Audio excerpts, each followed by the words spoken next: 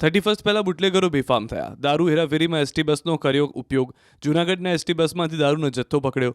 ઉના પોરબંદર રૂટની બસમાંથી દારૂ પકડ્યો. માંગરોળના શીલ નજીક પોલીસે બસ ચેક કરતા બસમાંથી દારૂની 122 બોટલ મળી. આશ્ચર્યની વાત એ છે કે બસમાં દારૂ ક્યાંથી આવ્યો અને કોણ મૂકી ગયો તે હજુ અસમંજસ છે અને આ મામલે જ પોલીસે તપાસ શરૂ કરી.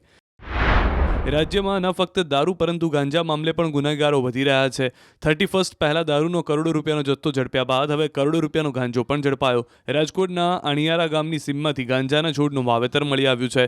ગામમાં ઘઉં અને તુવેરની આડમાં ગાંજાનું વાવેતર કરાયું, જેની બજાર કિંમત 1.11 કરોડ રૂપિયા થાય છે. નશાનો વિપ્લવ વધ્યો, ગુનેગારો બેફામ. 2 દિવસમાં રાજ્યમાં ગાંજો પકડાવાના બનાવો જે સાબિત કરી રહ્યા છે કે ખેતરમાં અલગ અલગ પાકની આડમાં ગાંજાનું વાવેતર કરવામાં આવે છે. મહીસાગરમાં એરંડાની આડમાં તો રાજકોટમાં તુવેરની આડમાં. સુરત એરપોર્ટ પરથી હાઇબ્રિડ ગાંજાની હેરાફેરી. તો સુરત હાઇબ્રિડ ગાંજા કેસમાં વેપારી પુત્રની પણ ધરપકડ થઈ છે.